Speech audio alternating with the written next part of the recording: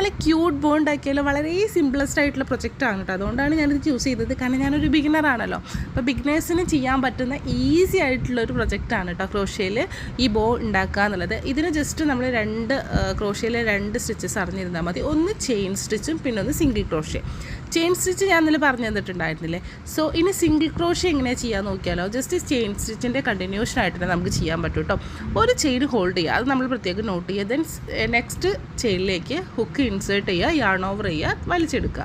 അപ്പോൾ നമ്മൾ ഹുക്കിൽ 2 ലൂപ്പ് കാണാനായിട്ട് പറ്റും. ദെൻ ഒന്നും കൂടെ നമ്മൾ എന്ത് ചെയ്യുക, ആ ഒരു യാൺ ഓവർ ചെയ്യുക, ദെൻ വലിച്ചെടുക്കുക. സോ ഇത്രയേ ഉള്ളൂ സിംഗിൾ ക്രോഷ്യ. ഇതിപ്പോൾ ഞാൻ പറഞ്ഞാൽ ചിലപ്പോൾ നിങ്ങൾക്ക് മനസ്സിലാവില്ല, കണ്ടാൽ നിങ്ങൾക്ക് മനസ്സിലാവും കേട്ടോ.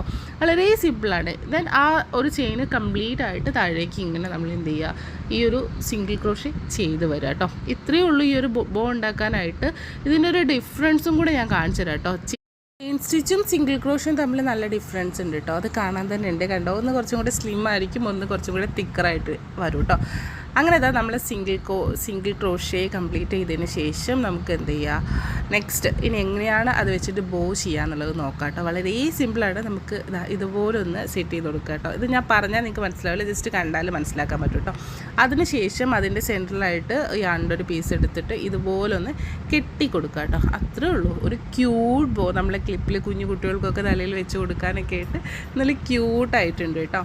ഇനി വേണമെങ്കിൽ നമുക്കതും എന്തെങ്കിലുമൊക്കെ ഡെക്കറേഷനൊക്കെ ചെയ്യാം കേട്ടോ. ഞാനൊരു കുഞ്ഞി സ്റ്റോണല്ല ഒരു പേള് വെച്ച് കൊടുത്തിട്ടുണ്ടായിരുന്നു കേട്ടോ. നല്ല ക്യൂട്ടായിട്ട്